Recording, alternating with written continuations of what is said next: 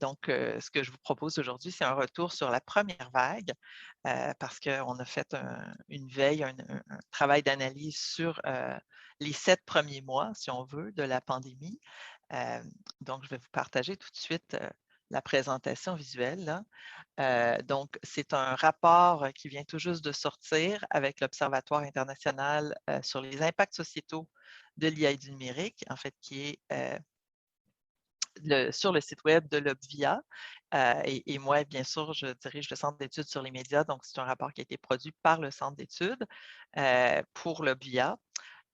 Avec une équipe. Donc, cette image vient du coordonnateur scientifique de l'OBIA qui a pris cette photo dans un parc à Montréal alors qu'on était en train de terminer le rapport et puis ça, ça donnait très bien. Donc, il y a quand même une équipe qui a collaboré à cette production que je tiens à remercier. 3 étudiants, dont un a terminé sa maîtrise, l'autre a soutenu sa thèse de doctorat et la troisième a dû interrompre ses études parce qu'elle travaille à temps plein et elle a appris qu'elle était de nouveau enceinte. Donc, il y a eu beaucoup de, beaucoup de bouleversements en plus de la pandémie dans notre équipe, mais toutes des bonnes choses, heureusement. Donc, ah oui, et c'est financé donc par l'Obvia qui a reçu un financement spécial dans le cadre de la COVID et donc du Fonds de recherche du Québec. Et nous, on bénéficie aussi d'un financement pour une autre étude sur, si on veut, les jeunes et la désinformation qui est toujours en cours. Donc, on a pris une partie de ce financement-là de Patrimoine canadien pour ce projet. Donc, l'étude est en ligne depuis la semaine dernière et je vais vous en présenter quelques éléments. Il y a beaucoup, beaucoup de matériel là-dedans et puis c'est très difficile de choisir, ce qui explique que j'ai fait ça vraiment très serré. Mais je pense que c'est utile de retourner sur cette première vague, même si elle nous semble bien lointaine, hein. C'était avant le confinement strict qu'on a connu à l'automne, avant même, enfin, une partie était avant même les masques. Donc, on ne comprenait vraiment pas beaucoup cette maladie. On n'avait pas encore de vaccin, on n'avait pas non plus de nouveaux variants, etc. Il y avait beaucoup, beaucoup d'incertitudes surtout dans les premières semaines, les premiers mois. Donc, ce qu'on a voulu faire, c'est dans cette période de cerner dans la documentation qu'on a pu retrouver les thèmes et les pratiques émergentes, on pourrait dire les bonnes pratiques ou les pratiques exemplaires, dans la recherche et dans le débat public. Et autour des questions d'information et de communication. Ce n'est pas toujours facile de séparer ou de bien identifier cet enjeu-là par rapport aux problèmes liés à la lutte contre la maladie elle-même, hein. Les deux sont vraiment très, très liés. Et aussi de départager ce qui relève de la manipulation, de la désinformation vraiment volontaire et des problèmes qu'on pourrait dire d'infobésité ou de surcharge ou d'incertitude informationnelle qui sont des typiques d'une situation de pandémie. Donc, ça a été un contexte où il y a eu énormément, je l'ai déjà dit plusieurs fois, d'incertitude et d'hésitation dans l'intervention. Les décisions ont été prises dans l'urgence et les directives ont évolué aussi dans le temps, ce qui donnait l'impression d'une certaine contradiction, d'une certaine incohérence. On entend encore ce mot dans les analyses des interventions publiques. Et bien sûr, première crise mondiale de l'ère numérique, donc le rôle des plateformes, des outils numériques pour, enfin, comme vecteur de désinformation, mais aussi comme potentielle solution aux problèmes, ont bien sûr beaucoup retenu l'attention. Donc, quelques chiffres pour commencer. Donc, dans la veille qu'on a effectuée, on est tombé sur ces études qui nous montrent qu'il y a quand même un pourcentage important de contenu, malgré les efforts qu'on connaît pour mettre en avant les contenus fiables, de qualité. Près du quart, en fait, des contenus ou des publications contiennent des fausses informations, et ça autant sur Facebook que sur Twitter. Donc, on voit, comme je vous le disais, la lutte à la désinformation ou à l'infodémie, je vais utiliser ces termes-là qu'on va voir ne sont pas interchangeables, et je vais arriver à quelques définitions rapidement. Mais l'OMS a en fait utilisé ce mot très tôt, au mois de février, pour sonner l'alarme et dire que la question de l'information, de la communication est fondamentale dans la lutte à la pandémie, que les informations dont on dispose vont bien sûr façonner la réponse non seulement des gouvernements, mais des populations à l'égard des consignes sanitaires et de la maladie elle-même. Et que ça, évidemment, on imagine toutes sortes de risques à plus moyen et long terme.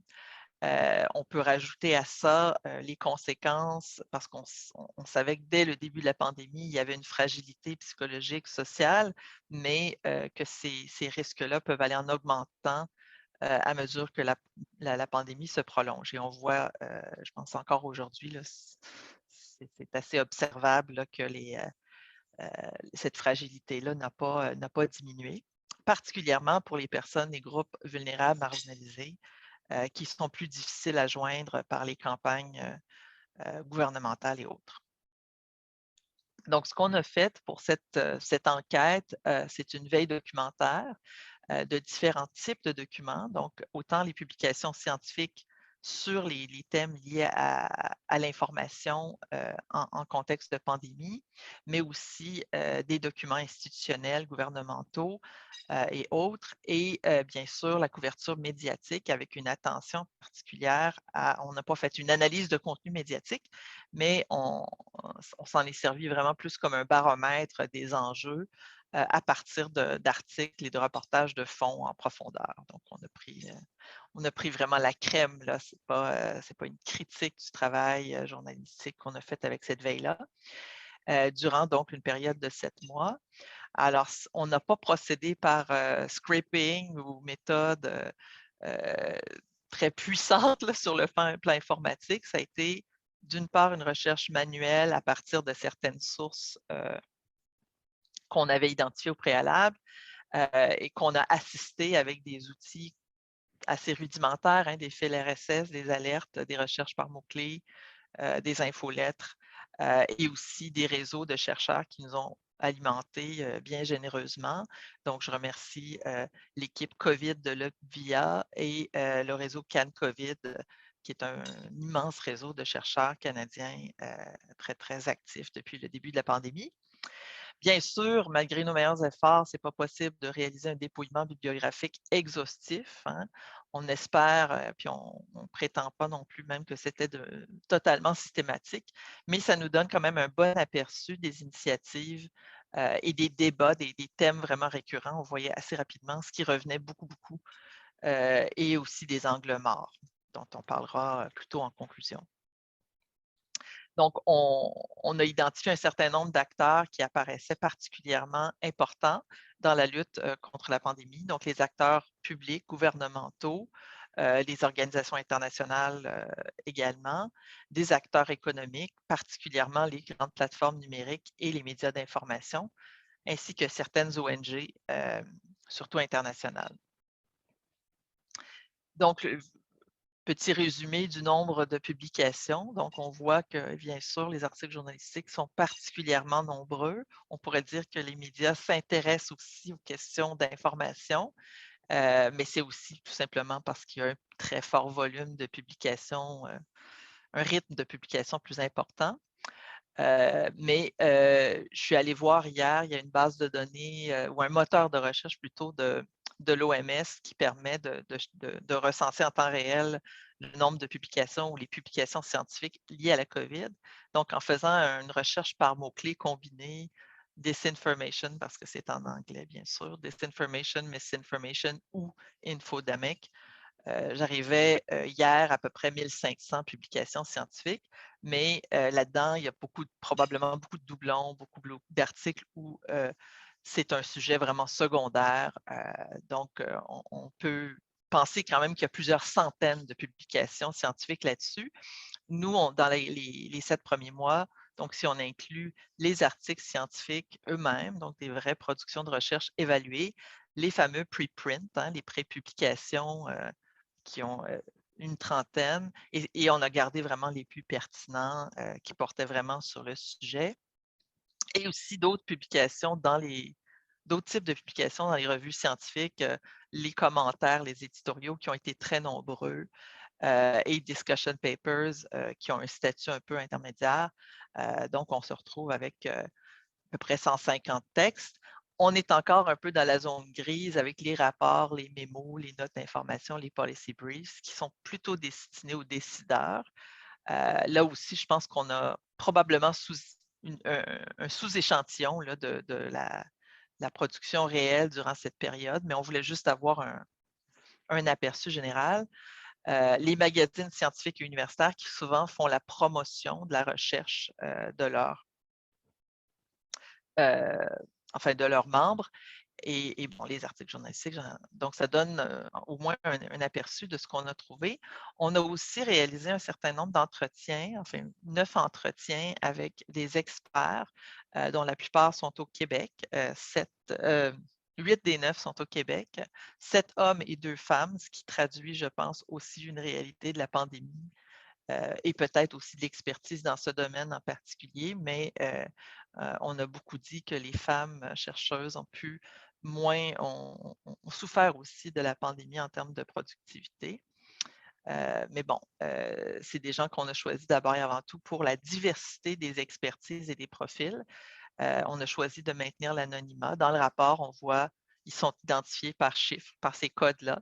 Et il y a des citations là, qui viennent un peu parsemer le rapport, qui viennent apporter un éclairage complémentaire au travail documentaire qu'on a fait. Alors, ça nous est apparu très rapidement important de faire des définitions, des distinctions entre certains termes qui sont souvent utilisés de toutes sortes de façons et souvent de manière interchangeable, comme je le disais. Donc, quand on parle de l'infodémie, donc qui est vraiment un terme qui existait, mais qui a été vraiment mis de l'avant par l'OMS dans un discours du directeur général en février dernier, c'est une combinaison, en fait, de la surabondance d'informations, mais aussi des tentatives de manipulation et qui, bon, pour toutes sortes d'intentions malveillantes et parfois stratégiques. Donc, cette confusion et le fait que certains acteurs en profitent pour faire de la désinformation, l'infodémie, c'est un peu tout ça. La désinformation, certains vont préconiser davantage le terme manipulation, mais ce qui est important à retenir, c'est l'idée d'une diffusion délibérée, intentionnelle, avec des intentions d'induire en erreur ou de causer du tort. On parle des informations fausses, inexactes ou trompeuses. Donc, parfois, ce n'est pas entièrement faux, mais c'est vraiment, il y a un problème, là, si on veut, de cadrage. Les anglophones vont beaucoup utiliser le terme misinformation. On l'entend moins en français, mais c'est une distinction qui est intéressante avec la désinformation, puisqu'on parle d'un partage ou d'un relais d'informations problématiques là, ou peu fiables, ou disons peu plausibles, mais de manière non délibérée et sans intention malveillante. Donc, typiquement, hein, les gens qui relaient des choses sur les médias sociaux sont dans la plupart des cas, ne sont pas, on ne peut pas les considérer comme des agents de désinformation, mais c'est plutôt une pratique de mésinformation. Sinon, la propagande, évidemment, on aurait pu faire tout le rapport juste sur ce concept-là, mais pour les fins de la cause, l'importance de distinguer la propagande de la désinformation, là où la propagande, on connaît les auteurs, il y a une intention, il y a un projet, il y a une idéologie derrière ça. La désinformation, c'est beaucoup plus obscur et plus difficile justement à retracer, à analyser. Et les théories du complot, ben, on les connaît, mais je pense que c'est important de rappeler qu'on parle de fausses croyances où on attribue des phénomènes, des phénomènes qu'on a du mal à expliquer souvent par une conspiration hein, de certaines élites. On imagine que tout ça est un peu, il y a quelqu'un qui tire les ficelles, là. Et donc, il y a toutes sortes d'opérationnalisation de ce concept-là, toutes sortes d'études qui ont été faites là-dessus, y compris pendant la pandémie, mais c'était quelque chose qui existait bien avant le contexte qu'on connaît. Les fameuses fausses nouvelles, ça fait partie de ce que j'appelle les conditions préexistantes de l'infodémie, hein. On était déjà beaucoup dans dans ce débat-là avant, pendant plusieurs années avant l'explosion de ce virus. Mais c'est généralement un terme qui est très, très critiqué à des fins de recherche puisque on en retient surtout l'exploitation du terme à des fins justement de désinformation ou de dénigrement. Euh, et donc, moi, j'ai tendance à considérer les fausses nouvelles ou les fake news plus comme un problème de société qu'un véritable concept. Les chambres d'écho, là aussi, un concept qui suscite une certaine controverse, hein. On repense à l'expression les bulles filtrantes ou filter bubbles, euh, qui désigne un endroit, un espace où on ne reçoit que des messages qui viennent conforter nos idées, nos croyances, nos intérêts et qui seraient amplifiés par les médias sociaux, par les algorithmes de recommandation, entre autres, puis la façon dont on utilise les médias sociaux. Et que ça aurait un effet amplificateur de la désinformation auprès de certains groupes qui ne seraient exposés, dans le fond, qu'à ça, ou en tout cas en grande partie à ça. Mais dans la littérature, l'effet réel des chambres d'écho est quand même, il n'y a pas de consensus, il n'y a pas vraiment de démonstration forte là, de l'existence ou disons, de l'imperméabilité de ces chambres d'écho-là. Et je vous disais que c'est difficile d'identifier les sources, hein, de la désinformation. Il y a quand même des travaux, il y avait déjà des travaux qui venaient un peu dessiner le portrait. On parle de scénarios complotistes qui étaient préexistants, donc qui ont été remobilisés aux fins de la pandémie, hein, les 5G, les mouvements anti-vaccination, etc. C'est toutes des choses qui existaient. Et puis le groupe QAnon qui a vraiment pris beaucoup d'ampleur dans la dernière année. Benkler et ses collaborateurs ont mis aussi en lumière le rôle des médias traditionnels ou de l'écosystème médiatique, politico-médiatique, surtout aux États-Unis, qui est extrêmement polarisé bien avant l'arrivée des médias sociaux. Donc, ces choses-là ne doivent pas être sous-estimées là, au profit des phénomènes, disons, plus technologiques ou plus récents. Il y a bien sûr certains acteurs étatiques qui profitent de cette situation-là pour semer pour désorienter, pour semer le chaos et pour soit produire ou relayer ces types de contenus.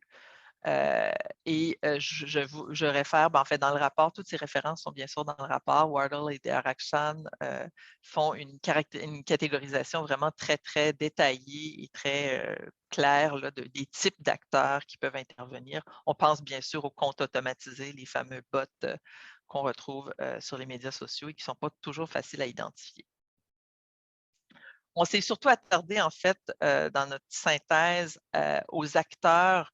Moi, je les appelle les bons ou les gentils de l'infodémie, c'est-à-dire ceux qui sont impliqués principalement dans la lutte contre l'infodémie, mais qui peuvent aussi en être des vecteurs involontaires ou, dans certains cas, des boucs émissaires ou des cibles faciles, mais bien sûr avec une responsabilité variable selon leurs différents rôles.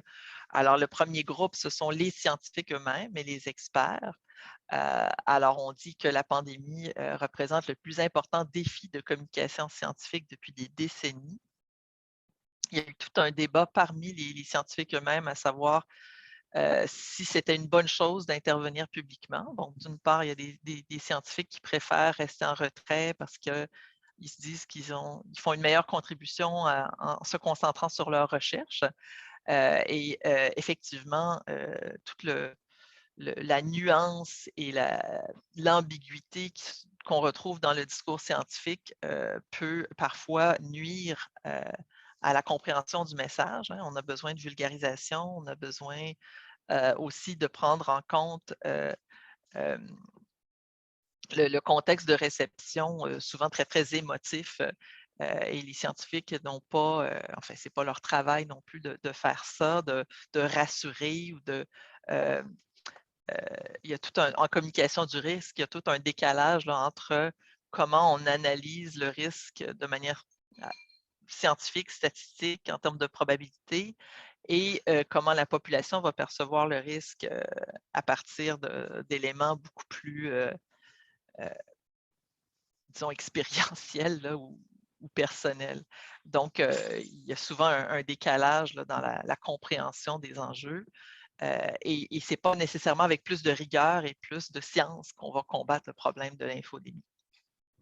Alors, il y a eu tout un débat à savoir est-ce que les scientifiques pouvaient intervenir en dehors de leur champ d'expertise spécifique. Hein. Il y a eu beaucoup de gens qui ont voulu faire partie de la lutte à la COVID-19 et qui se sont mis à faire de la recherche sur la COVID-19 alors qu'ils n'avaient jamais travaillé qui n'étaient pas des spécialistes en épidémiologie, en virologie, etc. Je pense à des économistes qui ont fait des modèles et tout ça partait de très, très bonnes intentions. Mais parfois, bon, il y a le risque de réinventer la roue, il y a le risque évidemment de se tromper, de vraiment partir dans quelque chose et juste de contribuer à la confusion générale. Il y avait tellement d'informations qui circulaient que ça pouvait nuire davantage qu'aider. Mais on voit, on présente dans le rapport un contrepoint à ce point de vue-là qui veut que, ben oui, des scientifiques qui interviennent justement pour rappeler des principes fondamentaux, si on veut, en sciences et enfin, ça peut avoir un effet bénéfique. Notons aussi les effets bénéfiques des échanges entre les scientifiques eux-mêmes sur les médias sociaux, notamment sur Twitter. Il y a eu presque des colloques virtuels entre spécialistes. Donc, ça a permis d'accélérer beaucoup, de faire gagner du temps à l'échelle mondiale. Donc, peut-être que ça va transformer les pratiques de communication scientifique. C'est peut-être une méthode plus efficace que de prendre l'avion et se rendre à l'autre bout du monde pour aller dans un colloque, je ne sais pas, ou un congrès. Mais en tout cas, ça a été un outil très, très puissant et ça a permis aussi à d'autres d'assister à ces débats-là qui étaient évidemment publics et ça a accéléré aussi la couverture médiatique de ces enjeux-là. Donc, ça a été quand même quelque chose de bénéfique. On voit comment les médias sociaux peuvent avoir un rôle positif également.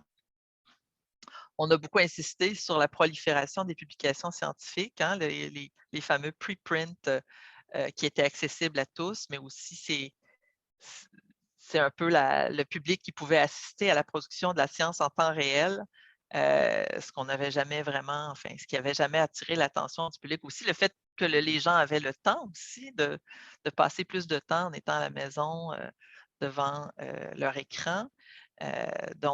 Mais encore une fois, ça peut susciter de l'anxiété, de l'incertitude, de voir justement comment la science procède.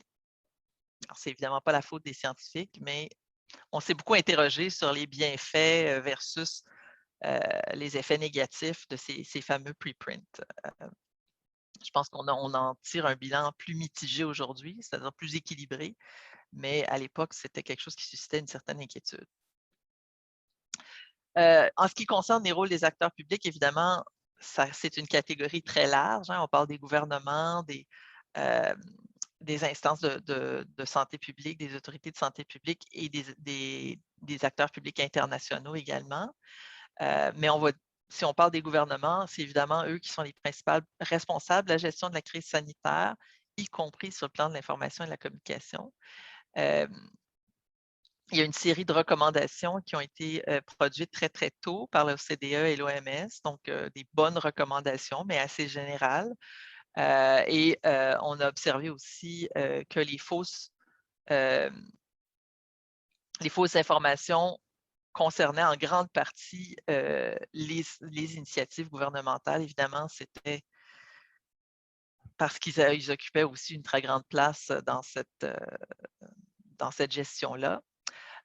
On a constaté dans notre veille qu'il y avait très peu de données sur le rôle spécifique des autorités de santé publique ainsi que les instances infranationales et locales, ce qui pourtant pour nous semblait évident, l'importance. Il suffit de penser à comment la maladie se propage de manière très, très locale qu'on ne s'intéressait pas, par exemple, au rôle des municipalités et les chefs de santé publique qui sont devenus, dans bien des cas, des vedettes médiatiques et qui n'étaient pas préparés pour ça.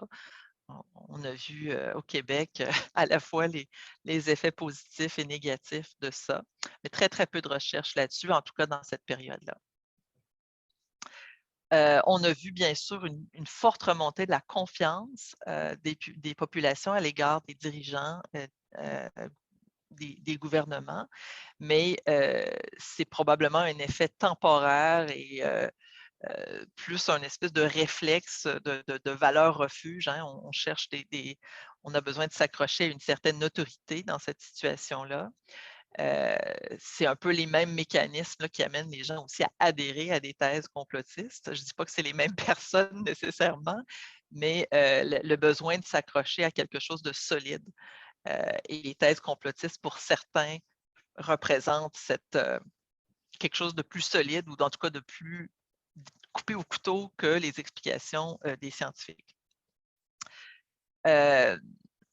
Évidemment, les gouvernements ont exploré des pistes d'intervention législative, réglementaires et autres, mais ils étaient très limités dans les pays démocratiques en matière d'information parce que, bien sûr, il y a toujours la liberté d'expression qui minimise, enfin, qui limite ce rôle-là.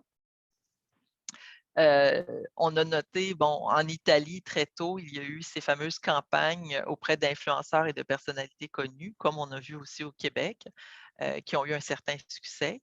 Mais en même temps, dans les pays où les gouvernements avaient déjà une faible confiance de la population, c'était plus difficile de mener ces campagnes-là avec succès.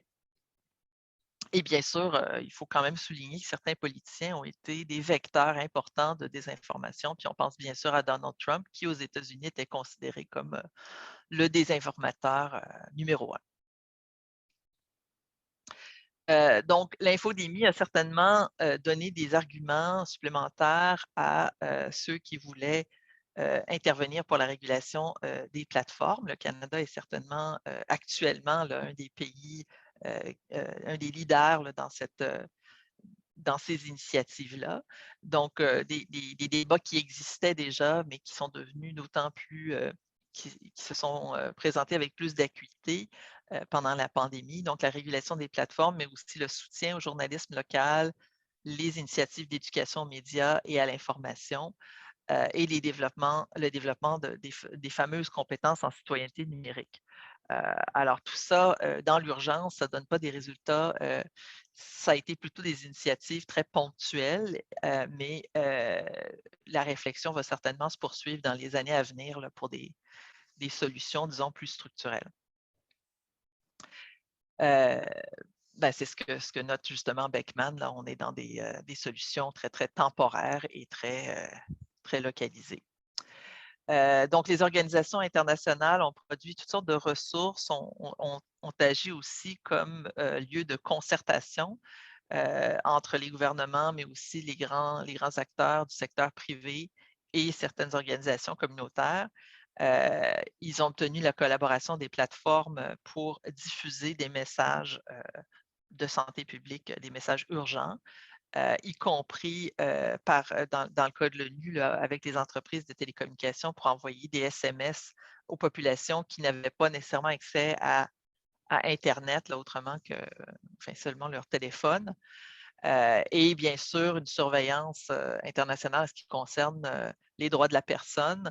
Le Democracy Index du magazine The Economist note une chute généralisée du niveau de démocratie, là, si on veut, ou du baromètre de démocratie dans le monde, y compris dans les pays les plus démocratisés. Bien sûr, c'est à cause des consignes sanitaires, mais comme ces consignes-là se prolongent, là, il faut quand même garder une certaine vigilance là-dessus. Les médias d'information, on ne s'est pas trop attardé dans le rapport à la question de la crise de l'information, la crise des médias. C'est quelque chose qui intéresse bien sûr le Centre d'études sur les médias. Ils ont produit des documents par ailleurs là-dessus. On s'est surtout intéressé à leur rôle dans l'infodémie. Mais bon, c'est sûr que c'est un élément de contexte, là, la crise financière et aussi les difficultés sur le plan de la confiance. Quoique au Québec, les chiffres dont on dispose sont généralement assez favorables et une enquête qui a été faite donc, pour le Centre d'études sur les médias en novembre montre que la confiance, en fait, se maintient et enfin, des indicateurs plutôt encourageants là, concernant le rôle des médias face à la crise sanitaire. Mais ça correspond un peu à ce qu'on a vu avec les gouvernements, là, cette remontée de la confiance, c'est aussi le besoin de se raccrocher à des valeurs sûres. Euh, c'est utile aussi de souligner le rôle des médias dans la vérification de certaines allégations ou de certaines, parce qu'on ne sait pas que c'est de la désinformation tant que ce n'est pas vérifié. Donc, il y a ce réseau international, International Fact-Checking Network, dont font partie plusieurs médias au Québec ou équipes de journalistes au Québec, dont les décrypteurs, hein, que vous connaissez peut-être à Radio-Canada. Donc, qui ont fait un travail quand même assez considérable durant cette année-là. Et les journalistes au Québec ont noté l'importance aussi, non seulement de faire eux-mêmes des vérifications, mais aussi de transmettre au public des outils pour faire eux-mêmes leurs recherches, comme on dit. Donc, il y a eu des initiatives de l'Agence Science Presse et de la Fédération des journalistes du Québec pour, entre autres, hein, de très nombreuses autres initiatives, là, mais pour vraiment accompagner les gens dans leur navigation là, de l'information sur la COVID. Et d'ailleurs, il y a des études qui montrent qu'un simple rappel de vérifier l'information euh, en temps réel, là, comme on le voit parfois sur les médias sociaux, une petite, une petite fenêtre ou une petite alerte qui apparaît en disant cette information n'a pas été vérifiée ou enfin on exprime des doutes, ça peut avoir un effet bénéfique là, sur la propagation de la désinformation. Bien sûr, les journalistes n'ont pas été épargnés par toutes les difficultés qu'on connaît liées au travail, enfin le télétravail, le problème d'accès aussi parfois aux sources gouvernementales et autres. Par contre, ils ont joué un rôle, je pense, important. Ils ont été reconnus très rapidement comme service essentiel. Euh, ils, ont, ils ont été là pour poser des questions au gouvernement, pour vulgariser l'information et servir en quelque sorte de représentants des citoyens. Certains pensent qu'ils ont trop couvert, ou en tout cas que la pandémie occupait trop de place dans les médias, surtout dans les premiers mois. Il faut dire qu'il ne se passait pas grand-chose d'autre. Mais il y a eu des recommandations à un moment donné de spécialistes qui disaient de ne pas passer justement sa journée, de ne pas passer trop d'heures à s'informer parce que ça avait un effet anxiogène, même si l'information est de qualité, parce qu'elle est anxiogène par nature. Soulignons les initiatives de journalistes scientifiques, en particulier au Québec. Donc, les coopératives de l'information indépendante, les 6 quotidiens régionaux, on va dire que le Soleil fait partie des quotidiens régionaux, ont collaboré avec Québec Science et un centre de vulgarisation scientifique, le Centre Déclic, pour répondre aux questions des gens pendant la pandémie. Et ça, c'est quelque chose qui a été très, très apprécié. Par contre, on souligne aussi le manque ou la rareté de journalistes vraiment formés, vraiment spécialisés dans ce domaine-là. Alors, voilà où j'étais rendue quand j'ai dû interrompre ma préparation par manque de temps. Les réseaux sociaux et les plateformes ont été évidemment pointés du doigt, comme c'était déjà le cas. Ils étaient déjà sur la sellette, là, si on veut, pour leur manque d'intervention ou de volonté d'intervention dans les contenus qui circulent. Donc, c'est un effet de leur modèle d'affaires hein, qui ne repose pas sur une gestion éditoriale des contenus. Donc, ils ont quand même montré un peu plus de bonne volonté dans le contexte de la pandémie, puisque c'est plus facile, disons, pour eux d'intervenir dans un contexte d'urgence comme celui-là que de le faire dans le contexte d'une campagne électorale, par exemple, où toute intervention de leur part serait perçue comme de l'ingérence. On sait qu'aux États-Unis, il y a eu bien sûr une campagne électorale pendant la pandémie, ce qui n'a pas simplifié les choses en termes de, disons, de proactivité. Je ne veux pas excuser les plateformes de réseaux sociaux, les autres grandes plateformes numériques comme Google. Je pense qu'on connaît les logiques, si on veut, de monopole et les logiques enfin, le fait que ces plateformes-là se sont autorisées de ne pas respecter ou de ne pas intervenir proactivement pour s'opposer à la désinformation.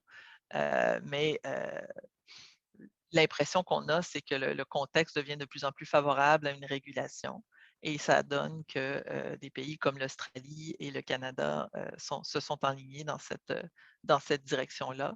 Donc, évidemment, il est trop tôt pour voir qu'est-ce que ça va donner, mais la pandémie aura au moins créé le contexte favorable à cette régulation-là. Il faut aussi souligner que les réseaux sociaux sont aussi un formidable outil de lutte à la désinformation qui est beaucoup utilisé par les gouvernements, par les scientifiques notamment. Et pour conclure, simplement, oups, voilà. Pour conclure, simplement pour dire que certains acteurs ont été vraiment délaissés dans ce qu'on a pu voir, en tout cas dans cette veille. Je parlais des rôles des instances locales et infranationales et des autorités de santé publique. Je parlerai aussi d'acteurs plus communautaires et des acteurs qui sont peut-être moins technologiques, mais des spécialistes de l'information que sont les bibliothèques, hein, les bibliothèques publiques et autres, qui ont vraiment une expertise pour aider les gens à s'orienter dans l'information et qui ont été à peu près complètement écartés de cette, enfin, dans la veille qu'on a pu faire. Mais c'était évidemment le retour sur cette première période vraiment dans l'urgence. En regardant tout ça avec un certain recul, on constate que beaucoup de ces problèmes existent encore. Hein. On n'a pas été en mesure d'y répondre de manière vraiment structurelle encore. On attend d'ailleurs au Québec toujours un plan d'intervention du gouvernement dans le domaine des médias et de l'information. On comprend que le contexte ne doit pas être très facile de leur côté, mais on constate en fait que la principale leçon, c'est que on n'a pas encore tiré les leçons qui s'imposent, si je peux conclure là-dessus.